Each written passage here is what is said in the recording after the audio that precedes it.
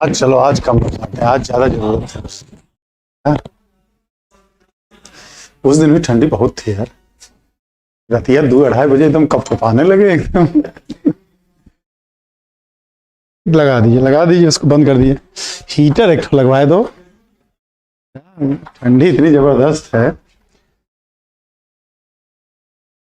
जय हिंद जय हिंद जय हिंद जय हिंद सबको भाई। चलिए जल्दी जल्दी सब लोग आ जाइए टीचर्स एकेडमी यूट्यूब चैनल पे। मैं BM भारद्वाज इस कपकपाती ठंडी में मैथ्स की गर्मी देने आया हूं।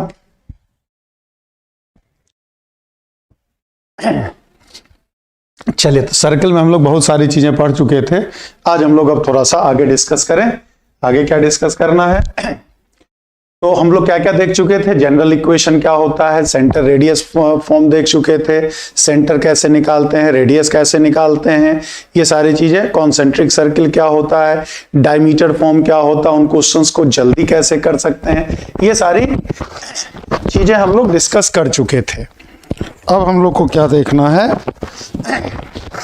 Equation of circle. Equation of circle.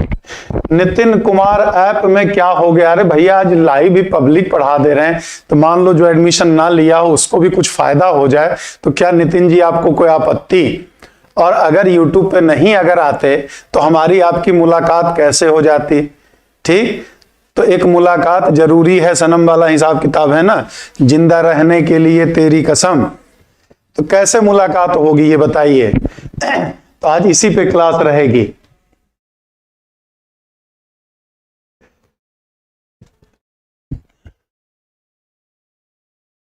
चलिए तो स्टार्ट करें हम लोग। Equation of circle. Equation of circle. Equation of circle. Circle which touch x-axis, which touch x-axis, touch x-axis। तो क्या होता है आपका? तो circle x square plus y square plus 2gx plus 2fy plus c is equal to 0 touch x-axis, touch x-axis if c is equal to g square। मतलब देखते के साथ आप बता सकते हो कि दिया गया सर्किल x-axis को टच करता है कि नहीं करता है, x-axis को टच करता है कि नहीं करता है आपका। तो c बराबर g स्क्वायर है हमारा, तो कैसे इसको करते हैं? ये तो कंडीशन हो गया। एक्स एक्सिस को आपका टच कर रहा था, एक्स एक्सिस को अगर सर्किल टच कर रहा है तो ये हो जाएगा। ये सर्किल हम लिख रहे हैं x square plus y square plus 2gx plus 2fy plus c is equal to 0। तो इसका ये सेंटर हो गया -g, -f। ठीक, तो इससे जब इस पे परपेंडिकुलर अगर डाल दिया हमने तो ये तो हमेशा रेडियस हो जाएगा ना। तो cm is equal to g square plus f square minus c। साथ ही साथ cm is equal to mod of minus f भी होगा। cm is equal to mod of minus f भी होगा। क्यों मॉड ऑफ माइनस f होगा आपका? क्योंकि किसी भी पॉइंट से अगर x एक्सिस पे परपेंडिकुलर डालते हैं, x एक्सिस पे लंब डालते हैं आप, ठीक, तो क्या हो जाएगा? वो पॉइंट के y कोऑर्डिनेट के मॉडुलस के बराबर। अब अलग अलग फार्मूले से इसका लेंथ अलग अलग तो होगा नहीं, इट मींस ये दोनों बराबर है। तो root under g square plus f square minus c बराबर मॉड ऑफ माइनस f। दोनों साइड स्क्वायर कर दें तो इधर से रूट भी हट जाएगा, उधर से मॉड भी हट जाएगा आपका। तो g square plus f square minus c is equal to f square, f square cancel, g square minus c यानी c बराबर कितना? g square. यही रिजल्ट आपको लिखाया था। वो रिजल्ट कहां से आया, कैसे आया, उसकी बात हम लोग कर रहे थे। तो वो रीजन भी हमने बता दिया, क्योंकि ये ट्रिक वाली क्लास तो है नहीं कितने से लिख करके निकल जाए। ये क्या है, पूरा यहां कॉन्सेप्ट आपको जानना चाहिए। ऑब्जेक्टिव में तो बस खाली ये याद रखना है, लेकिन चीजें आनी चाहिए, क्योंकि आप टीचर बनने जा रहे हैं तो मैक्सिमम चीजों की प्रूफ आपको आनी चाहिए। चलिए, तो c इज इक्वल टू कितना, जी स्क्वायर हो जाएगा आपका। तो देखते एक साथ कैसे पता लगा सकते हैं। तो x square plus y square plus 4x, या ये लेना पहले, -4x minus 4y plus 4 is equal to 0, या फिर कहते हैं x square plus y square plus 4x minus 4y plus 4 is equal to 0। ये दोनों सर्किल एक्स एक्सिस को टच करेगा, ये टच तो करेगा एक्स एक्सिस को, लेकिन किधर रहेगा हमारा, फर्स्ट क्वाड्रेंट में ये रहेगा, क्योंकि इसका सेंटर 2,2 है। ठीक, ये वाला भी टच करेगा एक्स एक्सिस को, लेकिन ये किधर रह करके टच करेगा, सेकेंड क्वाड्रेंट में। ये सेकेंड क्वाड्रेंट में हमारा, क्योंकि इसका सेंटर कितना है, -2,2 है हमारा। तो अगर सी जी स्क्वायर के बराबर है तो एक्स एक्सिस को टच करेगा। अब कहां करेगा, कैसे करेगा, वो सेंटर पे डिपेंड करेगा। तीसरे की अगर बात की जाए, x square plus y square plus 4x plus 4y plus 4 बराबर 0 है। तो ये तो खैर दोनों एक्सिस को टच कर रहा है, इसको थोड़ा सा बदल लें, कंफ्यूज आप लोग ना कर जाएं। हमने इसको बदल दिया, ये कर दिया, इसको भी बदल दिया। दोनों बराबर रहे ये जरूरी नहीं है। यहां क्या पेन है यार, 9y प्लस 4, यहां भी 9y प्लस 4, तो सेंटर इसका हो जाएगा ये 2,3, इसका सेंटर -2,3। यहां जी कितना है, -2, यहां जी कितना है, +2। तो -2 का स्क्वायर हो या 2 का स्क्वायर होना तो 4 है। तो ये भी एक्स एक्सिस को टच कर रहा है, ये भी एक्स एक्सिस को टच कर रहा है। बस यहां क्या, एक्स एक्सिस के पॉजिटिव डायरेक्शन में दाहिनी तरफ टच करेगा, और ये वाला जो करेगा वो क्या, बाईं तरफ टच करेगा हमारा। तीसरे की बात की जाए, ये इसमें भी हम 9 कर दिए, क्या कर दिया, 9 कर दिया, 9y। तो ये वाला भी एक्स एक्सिस को टच करेगा, लेकिन किधर रहेगा, ये थर्ड में करेगा, क्योंकि इसका सेंटर -2, -3 होगा। फिर ले लें x square plus y square plus 4x plus 4x और प्लस -4x प्लस 9y ले लें, प्लस 4 इज इक्वल टू 0। ये भी टच करेगा, लेकिन किधर टच करेगा, ये हमारा इस एक्सिस में टच करेगा। ये इसका सेंटर कितना हो गया, +2, -3, +2, -3। तो ये हमारा ये +2 -4x -y +4, तो ये फर्स्ट क्वाड्रेंट में टच करेगा, ये सेकंड क्वाड्रेंट में टच करेगा, ये वाला थर्ड क्वाड्रेंट में रहेगा, और ये वाला जो रहेगा किस में रहेगा, फोर्थ क्वाड्रेंट में। तो ये चारों के चारों सर्किल क्या कह रहा है, एक्स एक्सिस को ही टच कर रहा, बस अच्छा 9 हो जाएगा ना, सॉरी यार, क्या कर दिया, बुद्धि खराब हो गई है। 6y, सेंटर इसका भी कितना है, 6y, सब में 6 कर दिए, 9 नहीं, ये हो जाएगा 6, ये भी कितना हो जाएगा, 6 हो जाएगा। चले 6 है सब जगह, क्या है 9/2 नहीं, हाँ 6 है सब जगह, क्या कर लीजिए 6 कर लीजिए। डीजल इंजन है, थोड़ा सा गर्म होने दीजिए, ठंडी बहुत ज्यादा है। ये तो सेंटर बदल दिए, यहां मैंने उसका उद्देश्य ही नहीं था, सेंटर निकालना हमारा उद्देश्य नहीं है। यहां उद्देश्य क्या है, कैसे एक्स एक्सिस को टच कर रहा है। सही, ये क्लियर है सबका, या कोई डाउट है किसी को? इसका सेंटर 2,3, इसका सेंटर -2,3, इस वाले का सेंटर 6y कर दिया हमने, तो -2, -3, ये भी आपका वाई स्क्वायर है, तो इसका सेंटर कितना 2, -3 हो गया हमारा। ये समझ में आया सबको या कोई दिक्कत है? जल्दी से एक बार बताइए, जल्दी से एक बार बताइए भाई।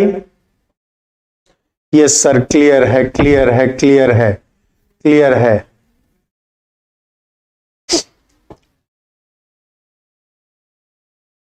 चल, अब यहां नोट में क्या याद रखना है? If circle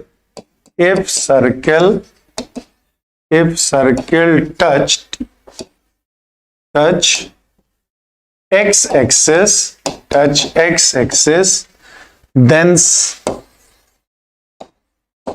radius of circle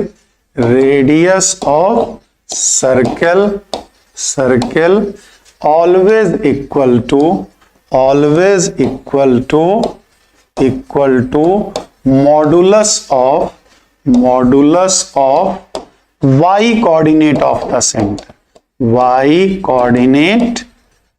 the center, y coordinate of the center। अगर कोई सर्किल x एक्सिस को टच कर रहा, ठीक है, अब अगर कोई सर्किल x एक्सिस को टच कर रहा है तो उस सर्किल का रेडियस जो होता है हमेशा उस सर्किल के सेंटर के y कोऑर्डिनेट के मॉडुलस के बराबर, मतलब जो चारों सर्किल था, चारों सर्किल का रेडियस जो होगा वो कितना 3 के बराबर होगा। चारों सर्किल का जो रेडियस होगा वो कितने के बराबर होगा? 3 के बराबर होगा हमारा। चलिए, क्लियर है? अब यहां पे क्या आपका फिर equation of circle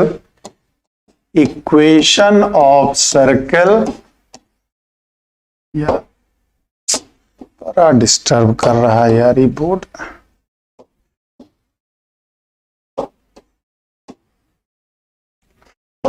circle x square plus y square plus 2gx plus 2fy plus c is equal to 0 touch y axis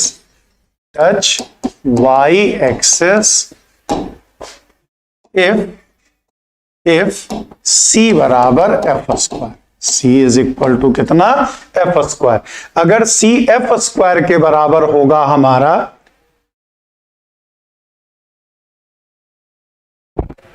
sir पता ही नहीं चला। अगर c बराबर क्या है? f स्क्वायर के बराबर है, तो c अगर f स्क्वायर के बराबर है तो वो क्या होगा? y एक्सिस को टच करेगा। c अगर g स्क्वायर के इक्वल तो x एक्सिस को टच करेगा। c अगर f स्क्वायर के इक्वल है तो ये किसको टच करेगा? आपके y एक्सिस को टच करेगा। तो ये उम्मीद करते हैं प्रूव करने की जरूरत नहीं है। जैसे अब यहां लें क्या, x square plus y square plus 2x minus 2x minus 6y plus 9 is equal to 0। x square plus y square plus 2x minus 6y plus 9 is equal to 0। x square plus y square plus 2x plus 6y plus 9 is equal to 0।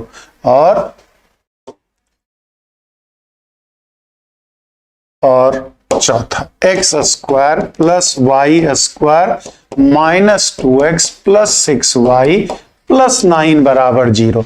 तो इन दोनों में f कितना है? -3, और इन दोनों में f कितना है? +3। -3 का स्क्वायर करें चाहे 3 का स्क्वायर करें, आना आपका 9 है। तो ये चारों सर्किल हमारा क्या होगा? y एक्सिस को टच करेगा। बस कंडीशन क्या होगा?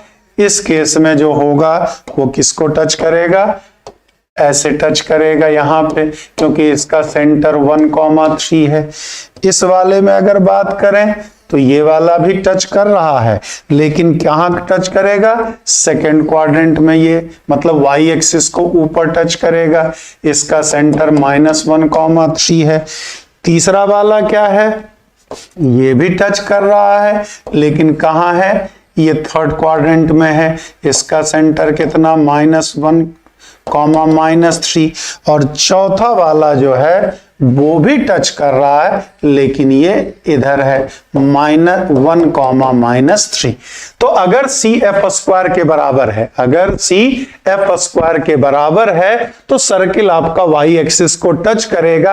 अब कहां टच कर रहा है, एक्स के ऊपर कर रहा है कि नीचे कर रहा है, बाईं ओर से कर रहा है कि दाहिनी ओर से कर रहा है, वो किस पे निर्भर करेगा? वो निर्भर जो करेगा वो कहां किस पे निर्भर करेगा? उसके सेंटर पे। सेंटर कहां है उसके हिसाब से वो वाई एक्सिस को टच करेगा। अगर सेंटर का दोनों कोऑर्डिनेट पॉजिटिव है, ठीक, ये उम्मीद करते हैं ये भी समझ गए होंगे सब।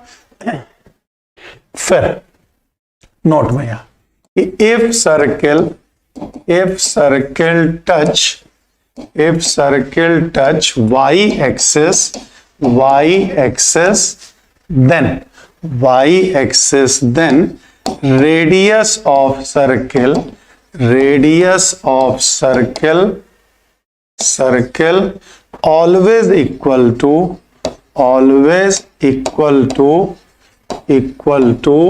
modulus of x coordinate of the center, x coordinate of center। ये अगर सर्किल वाई एक्सिस को मतलब उल्टा होता है, यहां पर क्या होता है? उल्टा होता है। अगर सर्किल एक्स एक्सिस को टच कर रहा है तो सर्किल का जो रेडियस होगा उसके वाई कोऑर्डिनेट, सेंटर के वाई कोऑर्डिनेट के मॉडुलस के बराबर। और अगर वाई एक्सिस को टच कर रहा, वाई अक्ष को अगर स्पर्श करता है तब उस वृत्त की जो त्रिज्या होगी वो सेंटर के केंद्र के एक्स निर्देशांक के मॉडुलस के बराबर।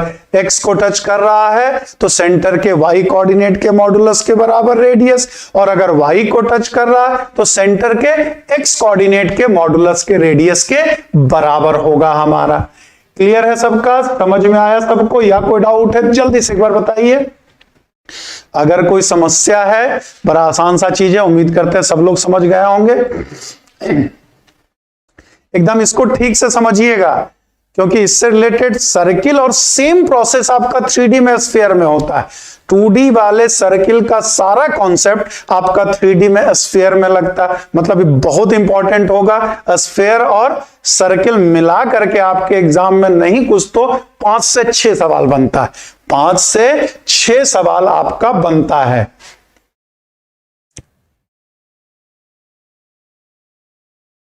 क्लियर है? क्लियर है तो एक बार जल्दी से लाइक भी कर दो यार। बूढ़ा आदमी इतनी ठंडी में पढ़ा रहा है, कम से कम 1 लाइक तो बनता ही है। आप तो रजाई में घुस करके पढ़ रहे हैं आराम से, साथ में चाय कॉफी भी चल रही होगी। अब व्यवस्था होगी तो पकौड़े भी साथ में तलवा लिए होंगे। निदा जाहिद जी समझ नहीं आ रहा, क्या समझ में नहीं आ रहा? निदा जाहिद जी ये तो बताइए, क्या नहीं समझे इसमें आप? निदा जाहिद जी,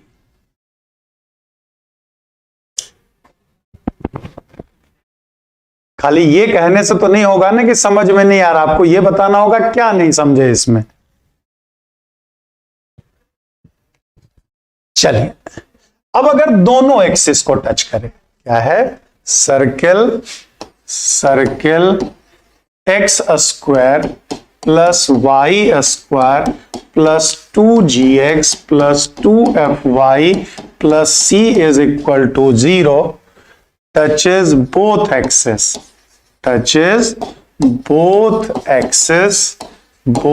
axes if c is equal to g square is equal to f square। अब अगर c g स्क्वायर के भी बराबर हो और साथ ही साथ हमारा क्या f स्क्वायर के भी बराबर है, c अगर तो वीरेंद्र यादव जी, अगर आपने सर्किल का पहला दूसरा लेक्चर नहीं देखा है और आपने अभी से पढ़ के भी नहीं रखा है तो समझने में दिक्कत तो होगी ही होगी। ठीक, रॉकेट साइंस में बता रहा हूं, एकदम बेसिक चीज, हर चीज आपको पढ़ा रहा हूं तो ध्यान से उसको करिए। इंटर कर चुके हैं, ग्रेजुएशन कर चुके हैं, सब कुछ सारी चीजें आपको या तो शुरू बीच बीच में आ जाएंगे तो दिक्कत तो होगी ही होगी आपको। चलिए, सी बराबर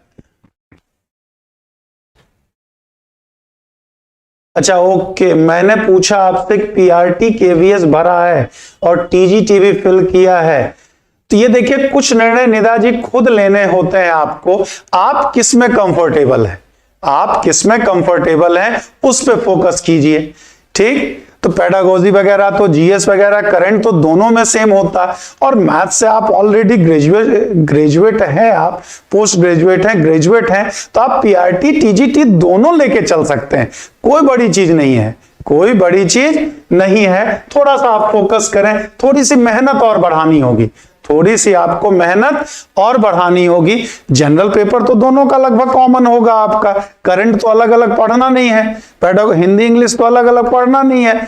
मैथ्स में भी लगभग टीजीटी और पीआरटी में बहुत ज्यादा का तो, लेकिन पीआरटी में तो मैथ्स थोड़ा सा ही है, मैथ्स आपको टीजीटी के लिए पढ़ना पड़ेगा। तो थोड़ा सा अगर टाइम निकालेंगे, थोड़ा सा प्रयास करेंगे, तो आप दोनों को आसानी से लेकर के चल सकते हैं। और साथ ही साथ आप क्या चाहते हैं, एक बार 2 मिनट शांत दिमाग से करिए कि आप कहां जाना चाहते हो। ये नहीं कि क्या होगा, आपसे होने की क्षमता सबके अंदर असीमित होती है, आप जो चाहे वो कर सकते हैं, लेकिन आपको इंटरेस्ट किस में है। आपको बच्चों को पढ़ाने में इंटरेस्ट है कि हाई स्कूल वाले को पढ़ाने में इंटरेस्टेड है, या फिर इंटर वाले को पढ़ाने में इंटरेस्टेड है, या फिर ग्रेजुएट बड़े बच्चों को पढ़ाना आपको अच्छा लगता है। तो जो काम में मन लगे, ठीक, अगर इंटरेस्ट के साथ अगर किसी काम को करते हैं तो उसमें सफलता मिलने की संभावना अधिक होगा आपके लिए। तो ये निर्णय आपको अपने दिल पे हाथ रख के पूछिए कि आप किसको पढ़ाना चाहे। जैसे मेरे लिए नर्सरी के बच्चों को पढ़ाना सबसे कठिन काम होता है, आपके लिए आसान, तो आप उस पे जाएंगे। चल, अरे आज नहीं, डेरिवेटिव की क्लास कल लेंगे। अरे जो पढ़ा रहे हैं उसको तो पढ़ लीजिए ना भाई। शॉर्ट ट्रिक वाली क्लास अब सैटरडे को जो लाइव आएगा उसी को मिलेगा। आप लोग आराम से सोए रहते हैं, तब लाइव आना पड़ेगा। C बराबर जी स्क्वायर बराबर एफ स्क्वायर हमारा, ठीक, C बराबर जी स्क्वायर बराबर एफ स्क्वायर, मतलब दोनों हो जाए, C जी स्क्वायर के भी बराबर हो जाए और C एफ स्क्वायर के भी बराबर हो जाए। अगर दोनों बराबर हो जाए तब जाकर के वो एक्स एक्सिस को भी टच करेगा और वाई एक्सिस को भी टच करेगा, दोनों को टच करेगा आपको। जैसे एग्जांपल लें, x square plus y square minus 4x minus 4y plus 4 is equal to 0। X square plus y square plus 4x minus 4y plus 4 is equal to 0। X square plus y square plus 4x plus 4y plus 4 is equal to 0। और चौथा, x square plus y square minus 4x plus 4y plus 4 बराबर 0। तो पहले वाले में g और f कितना है, g और f दोनों माइनस 2 है, दोनों का स्क्वायर 4 आएगा। दूसरे वाले में g का वैल्यू 2 है, f का वैल्यू -2 है, तो 2 का स्क्वायर करें चाहे -2 का स्क्वायर करें 4 ही आना है। तीसरे वाले में g और f दोनों 2 है, तो उसका भी स्क्वायर 4 ही। और चौथे वाले में अब g का वैल्यू -2 आ गया है और f का वैल्यू +2 आ गया, तो वो भी स्क्वायर 4 हमारा, ठीक है। तो यहां पे क्या होगा, तो चारों सर्किल दोनों एक्सिस को टच कर रहा है, लेकिन ये फर्स्ट क्वाड्रेंट में रह के टच करेगा। इसका सेंटर 2,2, ये भी दोनों को टच करेगा लेकिन सेकेंड क्वाड्रेंट में रहेगा। इसका सेंटर कितना, -2,2, ये भी दोनों एक्सिस को टच करेगा लेकिन ये किसमें, थर्ड क्वाड्रेंट में रहेगा। इसका -2, और ये वाला भी दोनों को टच करेगा लेकिन किस में करेगा, फोर्थ क्वाड्रेंट में करेगा। किस में रहेगा, ये फोर्थ क्वाड्रेंट में रहेगा। इसका सेंटर क्या हो जाएगा, 2,-2। तो कर तो चारों सर्किल दोनों एक्सिस को टच कर रहा है, लेकिन फर्स्ट क्वाड्रेंट में टच करेगा कि सेकंड में करेगा कि थर्ड में करेगा कि फोर्थ में, 2 ही है भाई, 2, ठीक। फर्स्ट में करेगा कि सेकंड में करेगा कि थर्ड में करेगा कि फोर्थ में करेगा, किसमें टच करेगा वो निर्भर किस पे करता है, हमारा उसके केंद्र के निर्देशांक पे। किस पे निर्भर करेगा, केंद्र के निर्देशांक पे। इसका 2 है तो फर्स्ट क्वाड्रेंट में, इसका x निगेटिव है y पॉजिटिव है तो सेकंड क्वाड्रेंट में, इसका दोनों निगेटिव आएगा तो थर्ड क्वाड्रेंट में। ये भी दोनों को टच कर रहा, लेकिन किस में रहेगा, ये फोर्थ क्वाड्रेंट में रहेगा। किस में रहेगा, ये फोर्थ क्वाड्रेंट में रहेगा हमारा। तो यहां पर एक खास बात है जिसकी जरूरत आपको क्वेश्चन सॉल्व करते समय अक्सर ही होगी। क्या खास बात है, तो अगर सर्किल दोनों एक्सिस को टच कर रहा है, अगर यदि वृत्त दोनों अक्षों को स्पर्श कर रहा है तो उसके केंद्र के x और y निर्देशांक में संख्या समान रहेगा। अगर दोनों अक्ष को स्पर्श कर रहा है तो केंद्र कभी 2, 3 नहीं हो सकता है, कभी 3, -5 नहीं हो सकता, कभी 1, 2 नहीं हो सकता। जब भी होगा सेंटर का x और y कोऑर्डिनेट का न्यूमेरिकल वैल्यू सेम होगा। सेंटर का x और y कोऑर्डिनेट का न्यूमेरिकल वैल्यू यानी संख्यात्मक मान हमेशा समान ही रहेगा, अलग अलग नहीं हो सकता। मतलब क्या, अगर सर्किल दोनों एक्सिस को टच कर रहा है तो उसका centre line y is equal to x पर होगा या line y is equal to -x पर होगा। इसमें 2 और 2 है, इसमें -2 और 2 है, मतलब y x के बराबर, x और y कोऑर्डिनेट सेम होगा।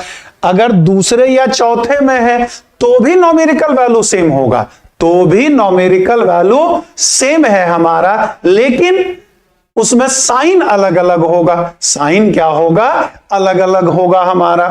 तो क्या नोट में क्या कहना चाह रहे हैं ये समझ गए।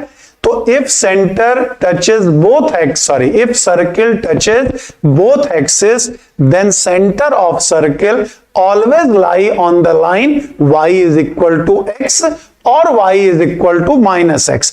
If touch in first or third quadrant, then on the line y is equal to x, or touch second or fourth quadrant, then lie on the line y is equal to -x. पहले और तीसरे चतुर्थांश में रहेगा तो y बराबर x रेखा पर होगा उसका केंद्र, दूसरे और चौथे चतुर्थांश में रहेगा तो y बराबर -x रेखा पर रहेगा। तो इसको आपको थोड़ा अलग से लिख लेना है नोट में। If circle touch both axes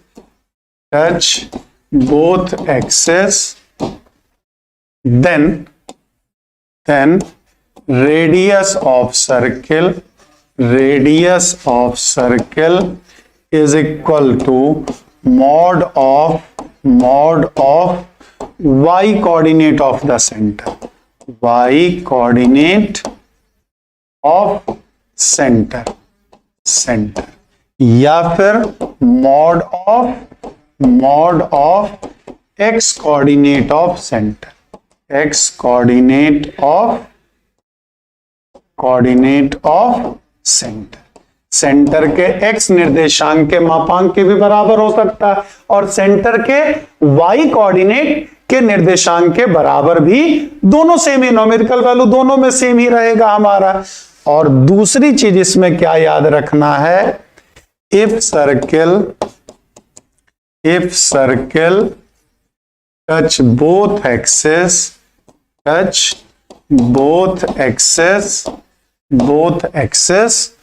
then center of circle always lie on the line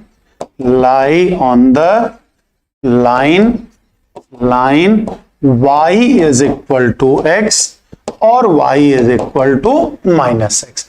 ठीक, अगर दोनों एक्सिस को टच कर रहा हमारा तो उसका जो केंद्र होगा या तो सरल रेखा y बराबर x पर होगा या तो सरल रेखा y बराबर -x पे होता है। इसकी जरूरत सॉल्व करते, ये याद देखिए सबको रहता है, याद तो आपको भी रहेगा आप, लेकिन जब बीच क्वेश्चंस में इसकी जरूरत पड़ती है तब वो दिमाग से निकल जाता है, तब आपको दिमाग से निकल जाती है।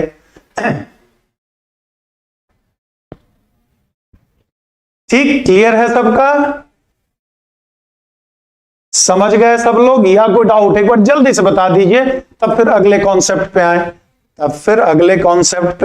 तब फिर क्वेश्चंस पे आया जाएगा। जल्दी से एक बार प्लीज बताएं, ये समझ गए सब लोग या कोई दिक्कत है? जल्दी से एक बार बता दीजिए, जल्दी से एक बार बताइए, आपके कमेंट का वेट कर रहा हूं। और सबसे विनती है कि पढ़ाई से रिलेटेड ही कमेंट करें, ठीक? जब टॉपिक ये चल रहा है तो बस अभी फिलहाल पढ़ाई पे फोकस करें। क्लियर है सर, क्लियर है सर, क्लियर है। अनीश यादव जी, कमलपाल जी, नंद किशोर जी, क्लियर है। चलिए अगले पे आते हैं हम लोग।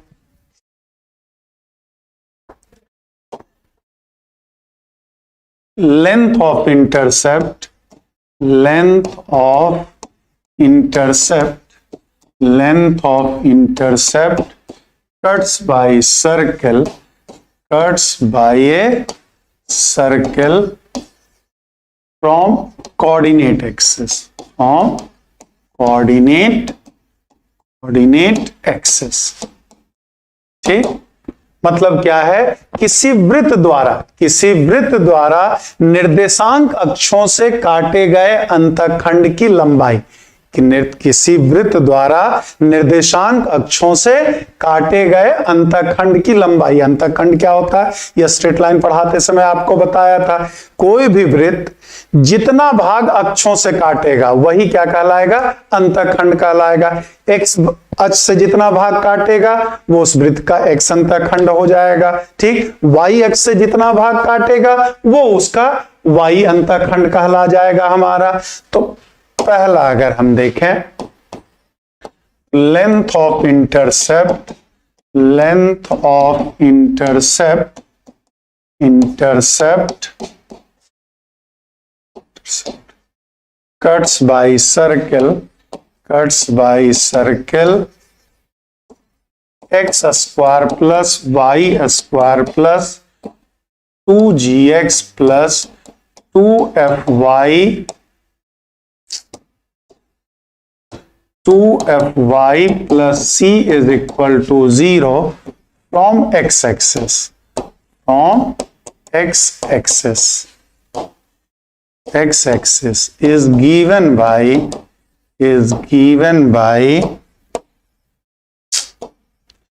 2 under root g square minus c, 2 under root g square minus c।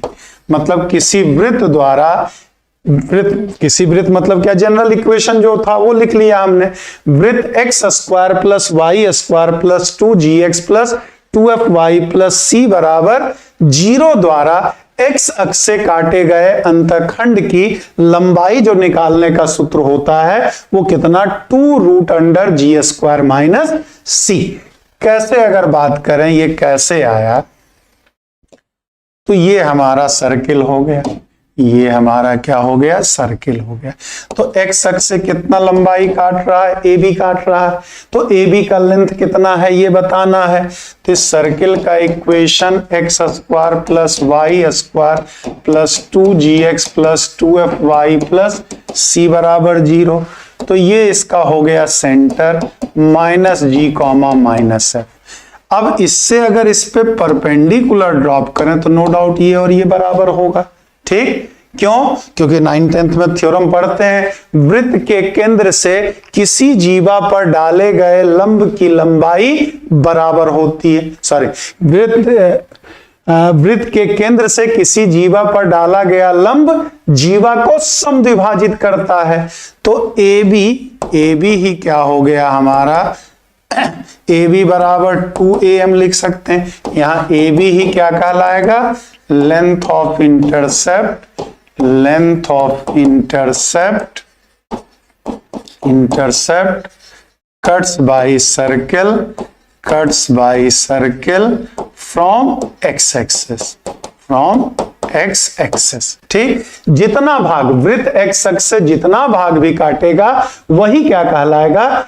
लंबाई कहलाएगा हमारा। तो ये समद्विभाजित करता है, तो जितना am होगा उतना ही mb होगा। तो ab को हम 2am लिख सकते हैं। इससे इसको मिला दें, ये तो हमारा 90 डिग्री है।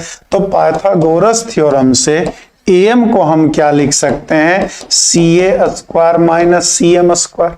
पाइथागोरस प्रमेय की मदद से AM को क्या लिखा, क्योंकि ये क्या हो गया, विकर्ण हो गया, इन दोनों में से एक लंब हो जाएगा, एक आधार हो जाएगा। अब यहां CA की बात की जाए तो CA तो रेडियस है, G square plus F square minus C, और अगर CM की बात करेंगे तो मॉड ऑफ माइनस F। किसी वृत्त, किसी भी बिंदु से अगर x अक्ष पर लंब डाला जाए तो कोऑर्डिनेट का पहला फार्मूला ही बताए हैं, क्या होता है, उस बिंदु के y निर्देशांक के मापांक के बराबर मॉडुलस के इक्वल हो जाता है। तो ये क्या हो जाएगा, 2 अंडर रूट CA स्क्वायर मतलब G square plus F square minus C, और CM हमारा क्या है, मॉड ऑफ माइनस F, तो उसका स्क्वायर करेंगे तो क्या हो जाएगा, F स्क्वायर। तो F स्क्वायर कैंसिल, ये बचा हमारा कितना, 2 under root G square minus C। यही क्या हो गया, length of intercept cuts by circle from x axis हो गया हमारा।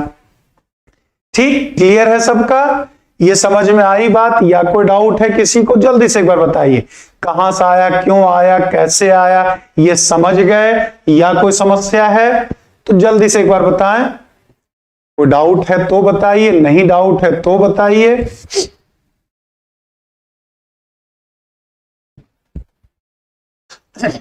चलिए, यहां नोट में क्या लिख लेंगे, note, if G square minus C greater than 0, circle cuts x axis, ठीक, G square minus C equal to 0, circle touch x axis, यहां से भी टच वाला कंडीशन निकाल सकते हैं, और G square minus C less than 0, circle passes outside of x axis, outside of x axis। ठीक, क्योंकि लेंथ क्या आया है, root under G square minus C हमने बताया, तो अगर G square minus C negative आ जाएगा तो इमेजिनरी आएगा, लेंथ क्या आ जाएगा, इमेजिनरी हो जाएगा हमारा। तो अगर G स्क्वायर माइनस C 0 से ज्यादा है, इसका मतलब सर्किल x अक्ष को काटेगा, लेंथ ऑफ इंटरसेप्ट कुछ निकलेगा। अगर length of intercept G square minus C 0 के बराबर, अभी कुछ देर पहले ही देखे थे कि C बराबर G स्क्वायर, तो x एक्सिस को टच करने का कंडीशन हो जाएगा। लेकिन अगर G square minus C less than 0 आ गया तो रूट के अंदर नेगेटिव होने से तो वो इमेजिनरी आ जाएगा ना, वो क्या आ जाएगा, आपका काल्पनिक आ जाएगा, और काल्पनिक आ गया इसका मतलब लेंथ ऑफ इंटरसेप्ट निकल ही नहीं रहा, कल्पना में ही है, ख्याली पुआ ही पकाते रहे हम। ठीक, तो उस केस में क्या कहेंगे, आउटसाइड से हो जाएगा, क्या हो जाएगा, वो आउटसाइड से पास कर जाएगा। मतलब कुल मिला के G स्क्वायर माइनस C जो है वो रेफरी का काम करता है। ठीक, रेफरी का काम करता है। अगर ये पॉजिटिव है तो क्या होगा, सर्किल ज्यादा मजबूत होगा, एक्स एक्सिस को काटता पीटता निकल जाएगा। अगर G स्क्वायर माइनस C 0 बराबर है तो दोनों पहलवान बराबर होंगे। अब बराबर वाले में जब देखते हैं सामने वाला भी हमारी बराबरी का है तो उससे पंगा नहीं लिया जाता है। ठीक, हाथ मिला करके अपना दोनों भाई निकल लेते हैं, बस बस। ठीक, तो अगर G स्क्वायर माइनस C 0 बराबर तो एक्स एक्सिस और सर्किल दोनों में बराबर का टक्कर, ना तू जीता ना मैं हारा, हाथ मिला करके दोनों भाई निकल जाएंगे। और अगर G square minus C less than 0 हो गया तो एक्स एक्सिस ज्यादा पहलवान हो जाएगा, सर्किल बेचारा कमजोर प्राणी हो जाएगा, वो सर्किल उसके आसपास भी नहीं पटकेगा, बड़ा मजबूत है भाई, उससे दूर दूर भागेगा, चाहे एक्स एक्सिस के ऊपर ऊपर से चला जाए चाहे एक्स एक्सिस के नीचे नीचे से चला जाए हमारा, बट एक्स एक्सिस को ना टच करेगा ना कट करेगा हमारा। सर मेरी प्रॉब्लम सुनिए, सुनाइए अयोध्या जी। श्री अयोध्या जी तो सबकी समस्या सुनते हैं, मेरी क्या औकात कि मैं श्री अयोध्या जी की प्रॉब्लम सुनूं भाई। अयोध्या जी में तो प्रभु राम स्वयं बसते हैं। क्लियर है, समझ गए सब लोग, या कोई डाउट है किसी को, जल्दी से एक बार बताएं। फुटबॉल है ये,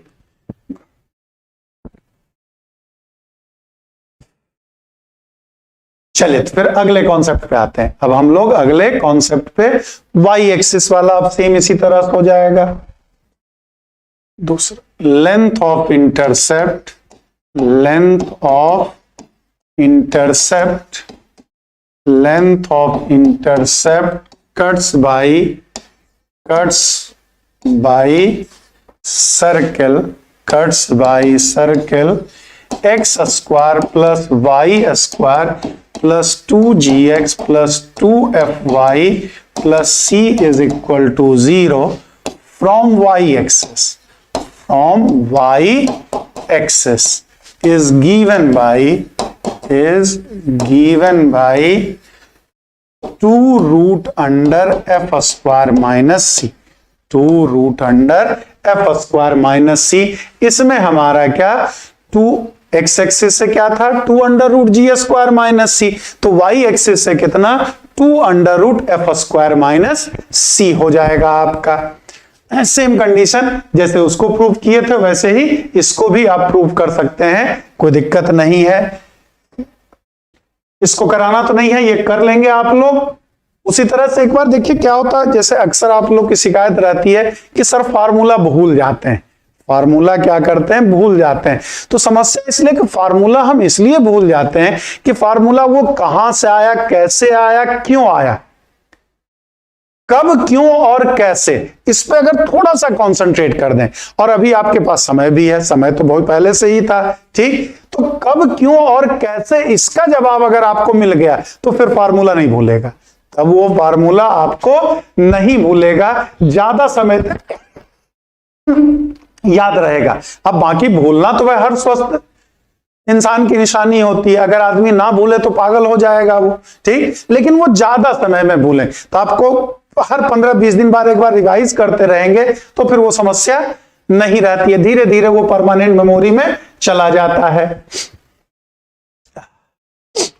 चलिए तो उम्मीद करते हैं समझ गए होंगे सब लोग। यहां भी if F square minus C greater than 0 then circle cuts y axis.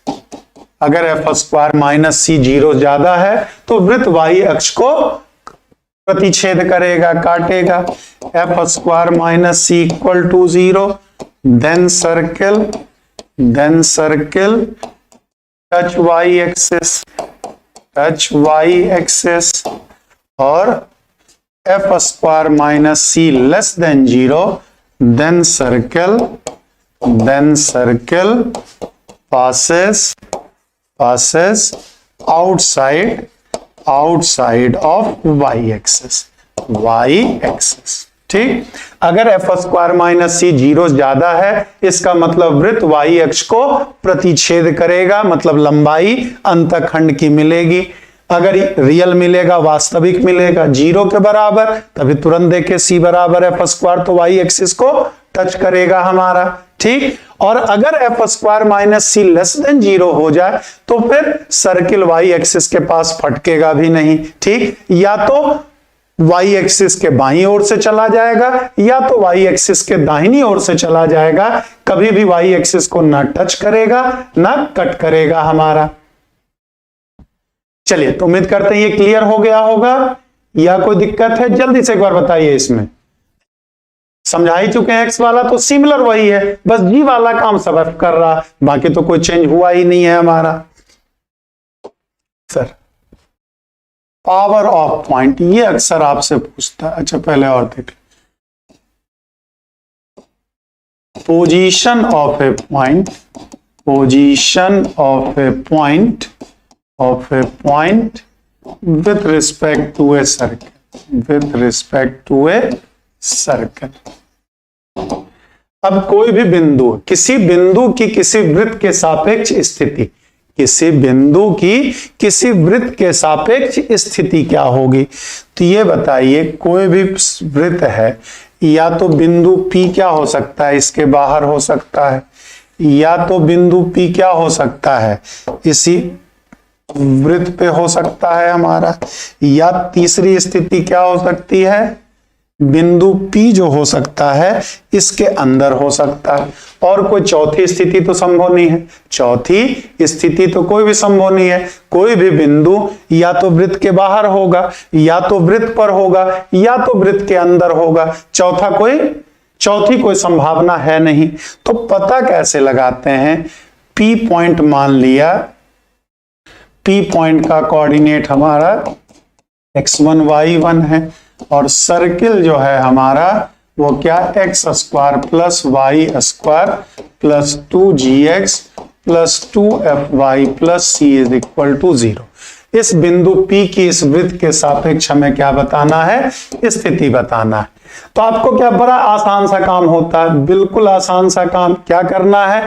इस बिंदु को बस वृत्त के समीकरण में रख देना है। मतलब x की जगह x1 रख दीजिए, y की जगह y1 रख दीजिए। तो इसमें क्या हो जाएगा?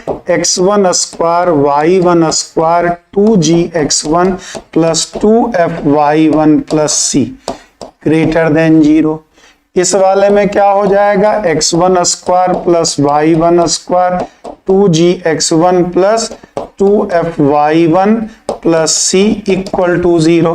और इस वाले में क्या हो जाएगा? x1 square y1 square 2gx1 plus 2fy1 plus c less than 0।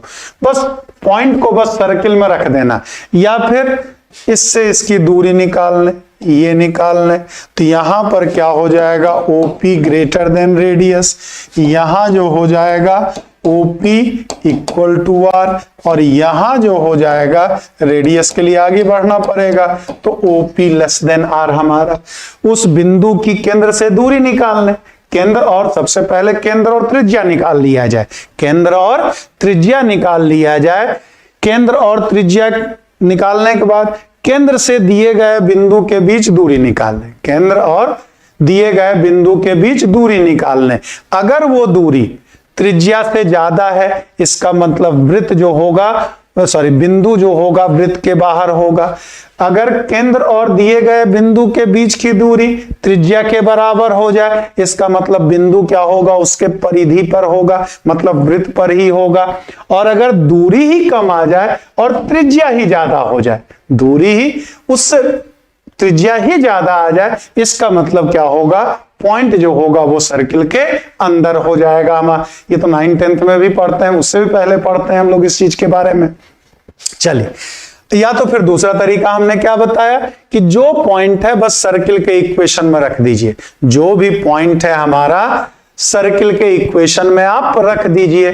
ठीक, सबसे आसान 0 से ज्यादा आ गया, मतलब क्या होगा?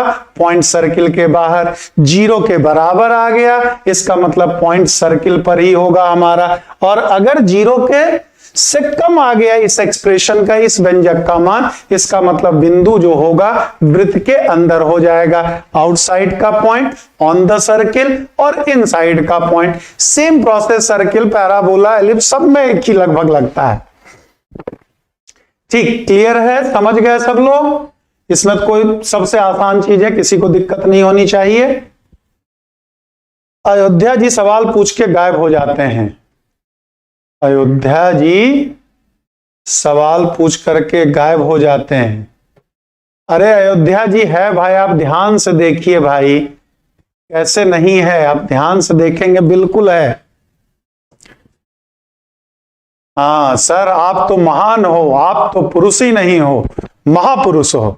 ऐसा ही कुछ डायलॉग मारिए। फिर position of point, position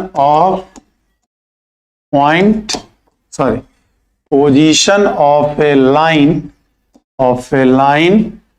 with respect to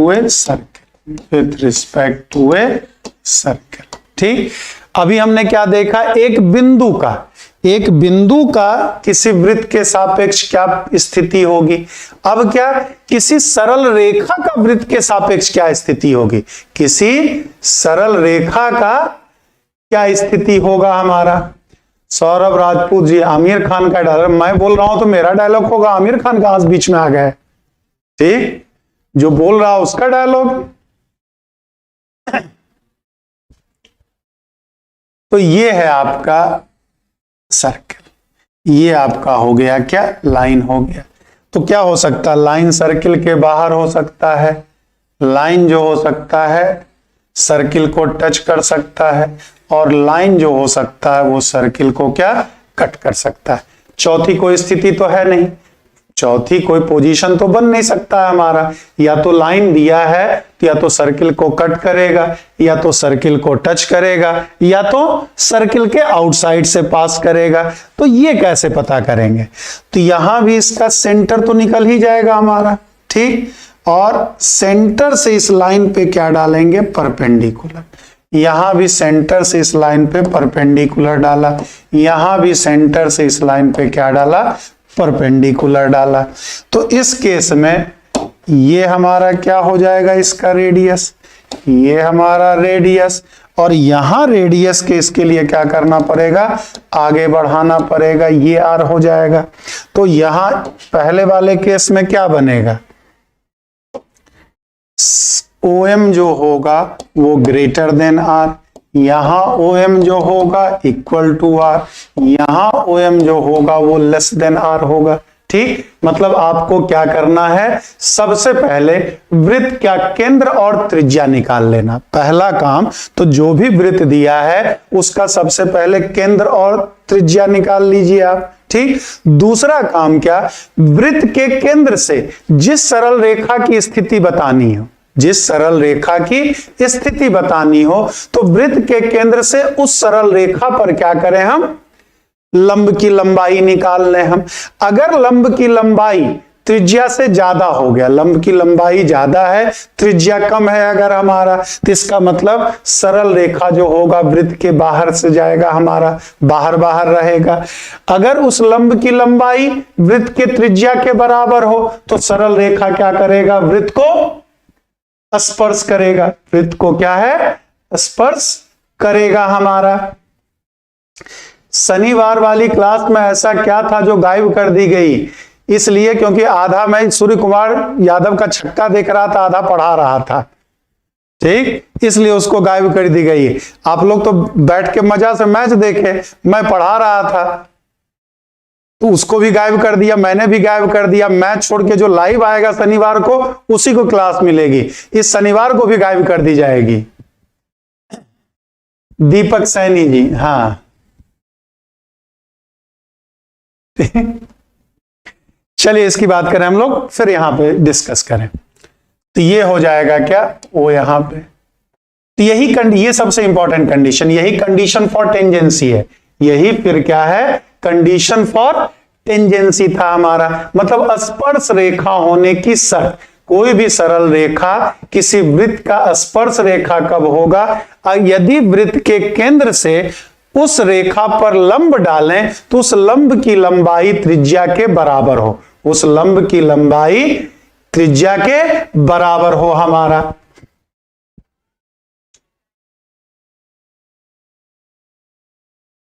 चलिए फिर आगे की बात करें।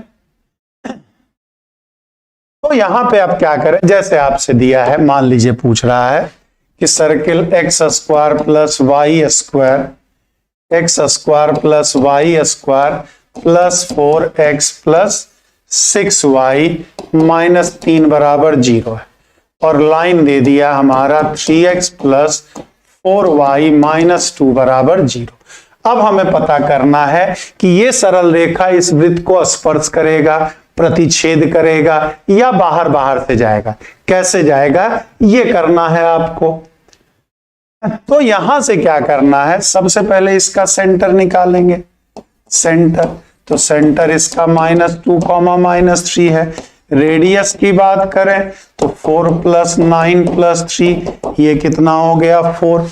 दूसरा काम क्या करना, -2, 3 से इस लंब की लंबाई इस पे निकाल लेना है। तो क्या आ जाएगा, OM मान लिया है, तो -6 -12 -2 बटे 9 + 16, ये हो गया। x की जगह -2 रखा, y की जगह -3 रख, तो 12 6 18 2 20, ये कितना आ गया, 4। ये भी 4 के बराबर, ये भी 4 के बराबर, दोनों 4 के बराबर है। इसका मतलब ये लाइन जो होगा इस सर्किल को क्या करेगा, टच करेगा। ये लाइन जो होगा इस सर्किल को क्या करेगा, टच करेगा। मतलब ये रेखा जो है इस सरल रेखा का स्पर्शी रेखा है हमारा। जैसे कह दिया आपसे क्या, find value of lambda, find value of lambda for which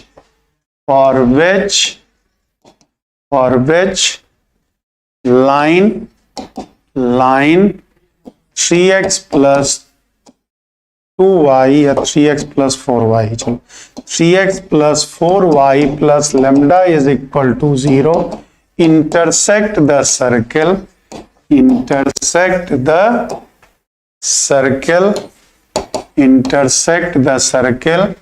x square plus y square plus 6x plus 2y -15 बराबर 0।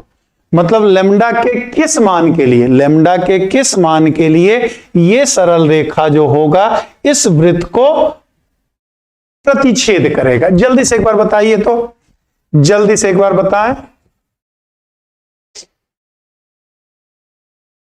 शालिनी जी practice NCERT 8th 9th 10th का कीजिए, और मार्केट में बहुत सारी 9th 10th के आईआईटी फाउंडेशन की बुक मिलती है, किसी भी पब्लिकेशन का ले लीजिए आप, ठीक। तो आईआईटी फाउंडेशन वाली बुक आप लगा लीजिए।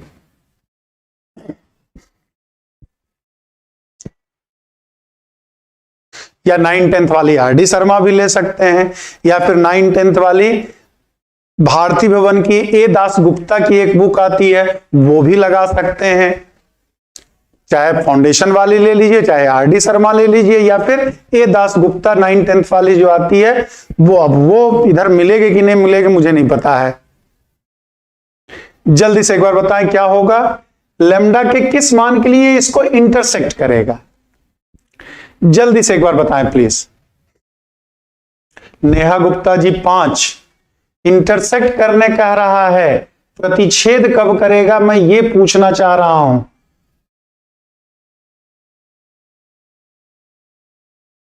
रेडियस 5 आएगा ना, तो मैं रेडियस थोड़ी पूछ रहा हूं भाई प्रवीण शर्मा जी, मैं इसका रेडियस तो पूछ नहीं रहा हूं। Lambda greater than 38। मौर्या जी क्या कर रहे हैं, अश्वनी जी इतने देर में पहला सवाल आप लोग को लगाने दिया हूं मैं। हाय भगवान, हाय भगवान।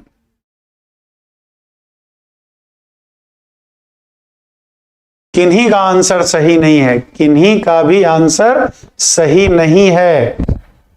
हाँ, अभी हसन एजुकेशन क्लासेस, इनका एक सही लग रहा है, इनका एक सही लग रहा है, बाकी सबका गलत है। सेंटर यहां क्या, सेंटर की बात करें तो इसका सेंटर कितना है, -3, -1, और रेडियस कितना है 5, 9 1 10 15।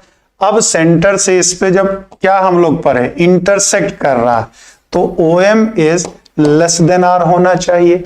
OM जो होना चाहिए R से कम, इससे इस पे परपेंडिकुलर डालेंगे तो -9 -4 प्लस लेम्डा बटे 5 लेस देन 5। तो क्या आ जाएगा, mod of lambda -13 less than 25। क्या हो जाएगा, लेस देन 25। अब क्या पढ़ते हैं, मॉड ऑफ x अगर a से कम है तो x का वैल्यू -a से a के बीच में, तो लेम्डा -13 का वैल्यू -25 से 25 जाएगा हमारा, ठीक। अब 13 सब में ऐड कर दें, तो 13 ऐड करेंगे तो ये -12 आ जाएगा और ये 38 आ जाएगा हमारा। तो यदि लेम्डा का मान -38 से कम नहीं, -12 से 38 के बीच में हो, ग्रेटर देन -12 और लेस देन 38, ठीक। ग्रेटर देन 12 और लेस देन, यहां गलती आप लोग करते हैं, आप लोग क्या मॉड लगाना भूल गए, क्या किए कि लेम्डा, अच्छा लेम्डा -13 लेस देन 25, तो lambda -13 less than 25 less than 38, ये भी ऑप्शन में दिया रहेगा। अब ये आप गलत करके चले आओगे, मॉड लगाना पड़ेगा आपको, क्या है, जहां भी लेंथ की बात आती है तो मॉड लगता है, तो इसका ये गलत हो जाएगा। यहां मॉड है तो मॉड हटाना पड़ेगा ना, और मॉड हटाने का क्या होता है तरीका, मॉड ऑफ एक्स अगर a से कम हो तो x का मान माइनस a से a के बीच में, मॉड ऑफ एक्स अगर a के बराबर तो x का मान प्लस माइनस a हमारा, और मॉड ऑफ एक्स अगर ग्रेटर देन a है तो क्या होता है, x less than minus a और x ग्रेटर देन a हो जाएगा हमारा। ठीक, तो मॉड वाली प्रॉपर्टीज तो याद रखना पड़ेगा ना। तो आंसर इसका क्या होगा, अगर लेमडा लेस देन 38 लिख देंगे, लेमडा अगर आप लेस देन 38 लिख दोगे तो ये गलत होगा। क्या होगा, lambda greater than minus 12 less than 38, यानी लेमडा बिलोंग्स टू -12 टू 38, तब जाकर के वो दी गई रेखा जो होगी दिए गए वृत्त को प्रतिच्छेद करेगा हमारा। तो ऐसी गलती फिर बार बार करें क्योंकि सब कुछ आपका पढ़ा हुआ है। ठीक, बस यही छोटी मोटी गलतियां आप एग्जाम में करते हैं, ऐसा नहीं है कि आपको आता नहीं है। समझ गए सब लोग, या कोई दिक्कत है? -12 से 38 के बीच में, -12 से ज्यादा लेकिन 38 से कम हमारा। अब तो सब सही है, लेकिन शुरुआत में सब लोग गोड़े थे एकदम, शुरुआत में सब लोगों ने गोड़ा ही था इसको। क्लियर है सबका, या कोई डाउट है? जल्दी से एक बार बता दें सब लोग, तब फिर आगे की कहानी पे चलें। आशीष श्रीवास्तव जी क्लियर है, हरिंदर कुशवाहा जी क्लियर है, अरुण बालियान जी, आशीष जी, प्रवेश जी, यामिनी सिंह, रुचि उपाध्याय क्लियर है सर, क्लियर है। चलिए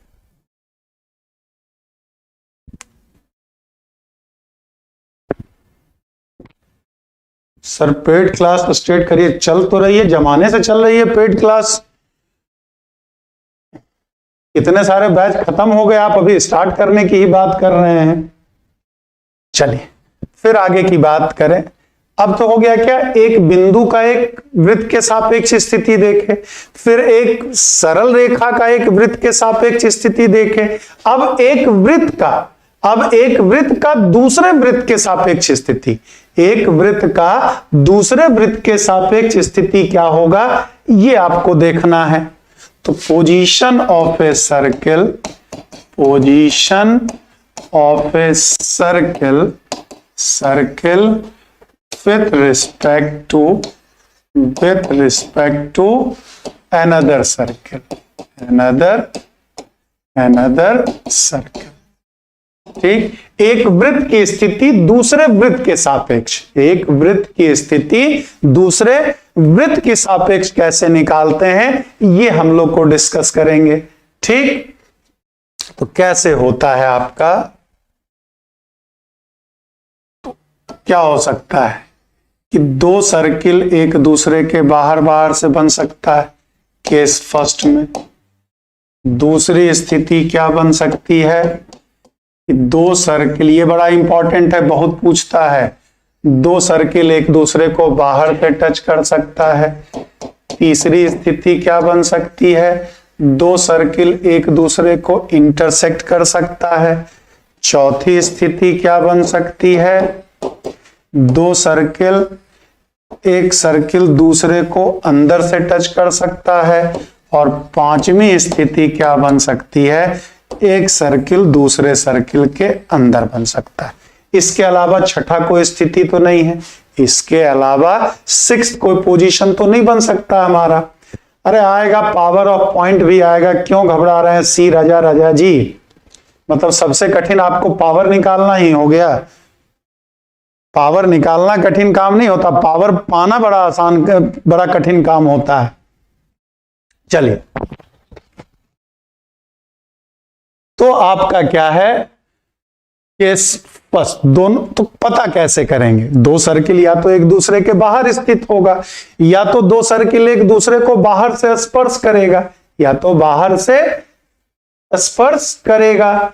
केवीएस पीजीटी मैथ क्लास चल तो रहा निमेश जी, ये केवीएस में नहीं है क्या, केवीएस का चल तो रहा है, ये केवीएस पीजीटी के लिए है, टीजीटी वाला तो 8 बजे से चलता है, टीजीटी वाली क्लास केवीएस की तो 8 बजे से चलती है, 6 से 8 आपका केवीएस पीजीटी का ही चलता है। चल, तो पता कैसे करेंगे आप? तो दोनों सर्किल एक दूसरे को प्रतिच्छेद कर सकता है, या दोनों सर्किल एक दूसरे को इंटरनली टच कर सकता है, या तो smaller circle is inside of greater circle, छोटा वाला वृत्त बड़े वाले सर्किल के अंदर हो सकता है। तो पता कैसे करते हैं? आप पता कैसे करोगे? सबसे पहले दोनों का सेंटर आपको निकालना है, फिर दोनों का आपको रेडियस निकालना है, रेडियस निकालना। अब दोनों के केंद्रों को मिलाएंगे तो ये वाला पार्ट एक्स्ट्रा हो जाएगा।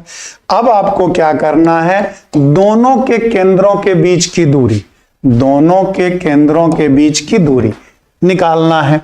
तो C1 C2 is greater than R1 plus R2, क्योंकि R1 प्लस R2 जोड़ेंगे तो ये और ये वाला जुड़ेगा, इस कलर वाला बीच में तो गैप रह जाएगा ना, बीच में क्या रह जाएगा? गैप रह जाएगा। तो when C1 C2 greater than R1 plus R2 then one circle lie outside of the other circle। इसकी अगर आप बात करोगे, यहां ये C1, ये C2, ये R1, ये R2 हमारा, तो यहां पर क्या होगा? C1 C2 is equal to R1 plus R2। तो अगर C1 C2 आपका क्या है? C1 C2 बराबर R1 प्लस R2, दोनों वृत्तों के केंद्र के बीच की दूरी, दोनों वृत्तों के केंद्रों के बीच की दूरी अगर दोनों के त्रिज्याओं के योगफल के बराबर आ जाए, दोनों के त्रिज्याओं के योगफल के बराबर आ जाए, तो दोनों वृत्त क्या होगा? क्या होगा?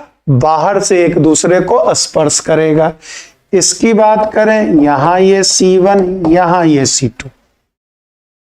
अब यहां पे लें तो ये लेंथ हमारा क्या हो जाएगा? R1 हो गया, और R2 की अगर बात कर दिए तो ये वाला हमारा क्या हो गया? R2 हो गया। क्या हो गया? R2। तो यहां पर क्या होगा? C1 C2 is equal to R1 minus R2। यहां लगा दिए मॉड। क्यों लगा दिए मॉड भाई? क्योंकि लेंथ कभी नेगेटिव होता नहीं है। हमने तो R1 R2 सिंबल माना है ना, लेकिन R1 ज्यादा है कि R2 ज्यादा है हमारा, इससे तो कोई मतलब है नहीं।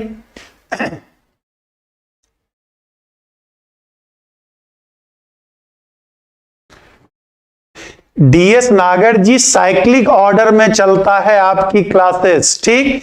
अब अलग से तो ऑनलाइन है, तो ऑफलाइन तो है नहीं आपका, तो आपको यहां से कंटिन्यू करना, जितना समय होगा वो टॉपिक फिर रिपीट करता रहता है। उसके बाद भी अगर लेट होता दोबारा पढ़ने का मौका मिलेगा, फिर तीसरी बार करने का मौका मिलेगा। ये अब 10th पास करके थोड़ी आए हैं आप, ठीक, ऑलरेडी सब कुछ आपका पढ़ा हुआ है। ये इसी तरह से साइक्लिक ऑर्डर में चलती है क्लासेस आपकी, ठीक। तो यहां से आकर के आपका जैसे अब इन लोग का खत्म होने वाला, आपका कंटिन्यू हो जाएगा। पुराने बच्चे चाहेंगे तो अपना रिवीजन करेंगे, नहीं तो टाटा बाय बाय कर लेंगे।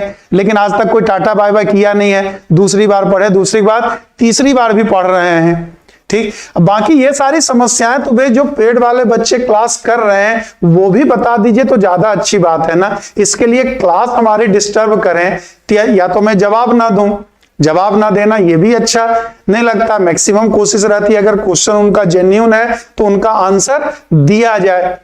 तो प्लीज रिक्वेस्ट है जो भी बच्चे पढ़ रहे हैं, ठीक, वो जवाब इनका दे दें, वो जवाब इनको दे दें तो ज्यादा अच्छा रहेगा, ठीक है। डीएस नागर साहब, अब 10वीं पास करके तो है नहीं कि एकदम बिल्कुल एकदम बेसिक भी आप नहीं जानते हैं। ये साइक्लिक ऑर्डर में आपका मानिए कि यहां से स्टार्ट है, अब इनका खत्म हो जाएगा तो फिर ये सारी चीजें दोबारा से पढ़ेंगे आप।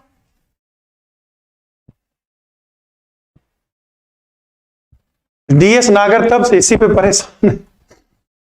चलिए, तो क्या C1 C2 यहां पे। अब ये बताइए इस वाले कंडीशन में अगर हम करेंगे तो यहां पर क्या ना बाहर से टच कर रहा और ना अंदर से टच कर रहा, मतलब इन दोनों के केस के बीच वाला होगा, तभी तो जाकर के क्या होगा आपका इंटरसेक्ट करेगा। तो यहां पे क्या हो जाती है चीजें, इसके लिए आपका क्या हो जाएगा, C1 C2 greater than mod of R1 minus R2 and less than R1 plus R2। मतलब दोनों वृत्तों के केंद्रों के बीच की दूरी, ठीक है, दोनों वृत्तों के केंद्रों के बीच की दूरी त्रिज्याओं के अंतर से ज्यादा हो।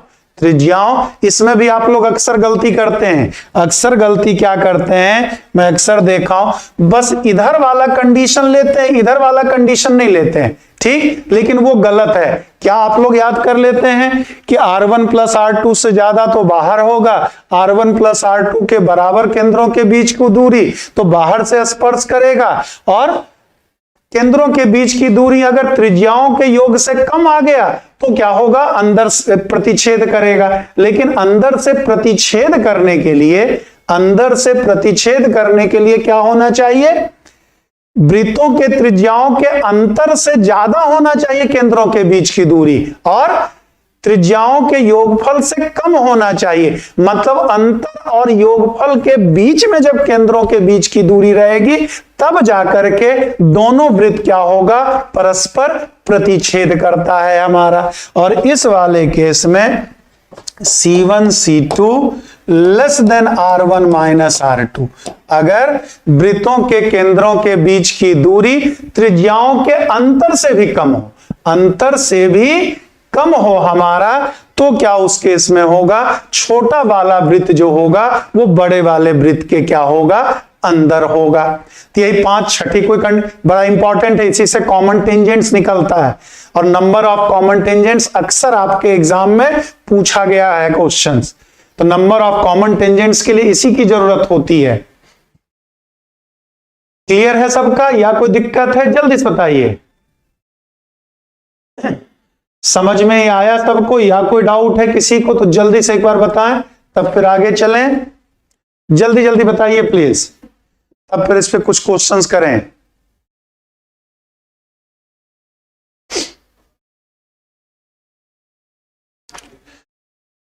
अरे राहुल जी, राहुल जी, राहुल जी, अरे है कोई? अरे यार कितना पानी पिला, मतलब मास्टर 1-1.5 घंटा से पढ़ा रहा है।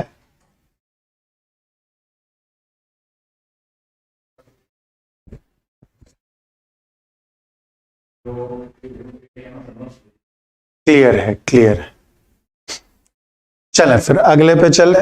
तो जैसे एग्जाम्पल लें हम, क्या कोई भी एग्जाम्पल लिया, मान लिया सर्किल है x² plus y square minus 2x plus 4y minus 4 बराबर 0, और दूसरा सर्किल लिया x² plus y square plus 6x plus 2y minus 6 बराबर 0 लिया।